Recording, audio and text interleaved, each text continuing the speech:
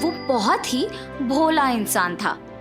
वो बिल्कुल भी लालच नहीं था और गांव में अकेले रह के अपने एकड़ के भूमि में खेती करके अपना जीवन व्यतीत करता था। जीत के भोलेपन का उस गांव के लोग बहुत आसानी से फायदा उठाते थे और स्वार्थी होके उनके काम जीत से करवाते थे। एक दिन बालू नामक एक 8 साल का बालक उसके ही रास्ते से जीत को उसके खेत की तरफ जाते हुए देखता है। हाँ, लगता है जीत भैया खेत की ओर जा रहे हैं। अगर मैं उनके पीछे जाकर जोर से रोऊंगा कि मेरे पैर में दर्द है और चल नहीं पा रहा, तो वो मुझे उठा के ले जाएंगे और ऐसे रिक्शा के पैसे भी बच जाएंगे। हाँ, और उसकी सोच के अनुसार, भगवान मेरे पैर, मैं चल नहीं पा रहा। बालू के चीखों को सुन के जीत उसके पास जाता है। क्या हुआ बालू, क्या हुआ तुम्हारे पैर को? जीत भैया, मेरे पैर में बहुत दर्द है, बिल्कुल चल नहीं पा रहा हूँ। मुझे अपने ऊपर बिठा के केले के खेत तक लेके जाओगे? अरे रे, जरूर बालू, आओ मेरे कंधे पे बैठो। मगर तुम्हारा खेत तो दूसरी तरफ है ना? कोई बात नहीं, तुम्हें छोड़कर चला जाऊंगा। और ऐसे बालू को अपने कंधों पे बिठा के उसे केले के खेत में छोड़ देता है। फिर वापस उसके खेत तक चल के जाता है। जीत का भोलापन देख बालू सोचता है, बेचारा जीत भैया, ये अगर ऐसे ही रहेगा तो न जाने कैसे जिएगा। और बालू की तरह उस गांव में बाकी लोग भी जीत के भोलेपन का फायदा उठा के उसे घर के सामान मंगवा के, नारियल को पेड़ से कटवा के और खेत के काम करवाते थे। ऐसे तरह तरह के काम करवाते थे, मगर किसी को भी जीत की परवाह नहीं थी। उसे कम से कम ये नहीं पूछते कि वो कैसा है या उसने कुछ खाया कि नहीं। सिर्फ अपने स्वार्थ के लिए उससे बात करते थे और इस कारण जीत को उसके खेत के काम करने के लिए कोई समय नहीं बचता था। अरे रे, आज भी दिन पूरा बीत गया। कल मुझे खेत के काम करना होगा। बारिश तो कुछ ही दिनों में शुरू हो जाएगा और मैंने तो अब तक बीजों को भी नहीं बोना। कल ये सब काम मुझे खत्म कर लेना चाहिए, वरना इस साल तो फसल नहीं मिलेगा मुझे। और ऐसे फैसला करता है। मगर अगले दिन जीत के नींद से जागने से पहले ही जोर का बारिश शुरू हो जाता है और इस वजह से उसके बीजों का बोना तो होने से ही रहा। जीत इंतजार करता है कि कब बारिश रुकेगा, मगर वो नहीं रुकता है। नदी के किनारे जब वो एक पेड़ के नीचे बैठकर बारिश के रुकने का इंतजार करता है, तब उसे उस नदी में चमकते हुए कुछ नजर आता है। उसे पकड़ में लेकर साफ करके देखने पर वो और भी चमकता है। हाँ, ये तो सचमुच सोना है। नदी के प्रवाह में सोना मिलना तो आश्चर्य की बात है।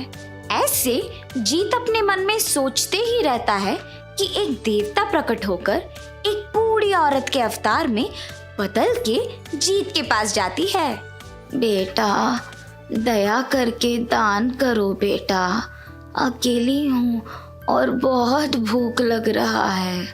अरे रे माता, मेरे पास तो पैसे नहीं हैं। हाँ, मगर ये सोना लीजिए, इसको आप बेचो तो आपको बहुत पैसे मिलेंगे और आप खुश रह सकते हैं। जीते रहो बेटा। और वहां से चली जाती है। फिर वही देवता वापस एक छोटे बालक के रूप में बदलकर जीत के पास आती है। जीत भैया, आप ही सोने के पत्थरों के लिए इधर ही हर रोज आते हो? मुझे तो सिर्फ एक ही मिला, मुझे पता भी नहीं है यहाँ सोने के पत्थर मिलते हैं। पर तुम्हें कैसे पता? ये एक रहस्य है, मेरे अलावा और किसी को नहीं पता। चलो चलो जाके और पत्थर ढूंढते हैं। और ऐसे जब दोनों जाकर ढूंढते हैं तो उन्हें मुट्ठी भर का पत्थर मिलता है। पानी से बाहर निकलकर वो बालक सारे पत्थरों को एक कपड़े में इकट्ठा करता है। भैया, इतने सोने के साथ आप क्या करोगे? मैं तो इसे बेचकर अपना जीवन बिना मेहनत की खुशी से जी लूंगा। मेहनत के बिना आया हुआ कुछ भी मुझे अच्छा नहीं लगता है। तो मेरे साथ इतनी देर सोने के पत्थरों को आपने क्यों ढूंढा? ये सब मैं अपने दोस्तों को, पड़ोसियों को और जरूरतमंदों को दे दूंगा। मैं वैसे भी अकेला रहता हूँ और इतना सोना मेरे कोई काम का नहीं है, इसीलिए उनको दे दूंगा। ऐसे जीत से बात करते करते बालक के अवतार में रही देवता उसे एक सोने के पहाड़ की ओर लेके जाती है। उसे देख जीत, बाप रे, ये तो सोने का पहाड़ है, मगर कितना चमकदार है। क्या ये सब सच है? ऐसे जीत के पूछने के तुरंत बाद देवता बालक के अवतार से अपने रूप में बदल जाती है। जीत दंग रह जाता है और उस देवता को देख के कुछ बोल ही नहीं पाता है। जीत, आज से तुम ही इस सोने के पहाड़ का राजा हो और तुम ही इसके हकदार हो। जरूरतमंदों का मदद करना तुम्हारा निस्वार्थ व्यक्तित्व, करोड़ों के मूल्य का ये सोने के पहाड़ को देख के तुम्हें आश्चर्यचकित रह गए, मगर लालच से उसके अंदर जाके देखने का तुम्हें ख्याल भी नहीं आया। इतना भोला और अच्छा हो तुम। आज से इसका पालन तुम ही करोगे और तुम्हारे पालन में ही सब जिएंगे। इस गांव का भविष्य अब तुम्हारे हाथों है। तथास्तु। ऐसे कहकर गायब हो जाती है। जीत तब से उस सोने के पहाड़ में रहते हुए सारे ग्रामीणों का सुख दुख का पालन करता है, सबकी मदद करते हुए उनका देखभाल करता है। पड़ोसी गांव के राजा भी उनकी बेटी प्यारियल का हाथ जीत के हाथों में देकर शादी करवाता है। जीत और उसकी पत्नी के बच्चे होते हैं।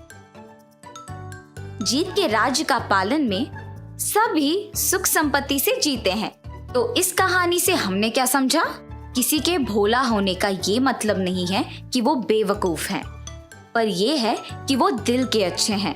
अच्छे लोग अच्छाई के हकदार होते हैं।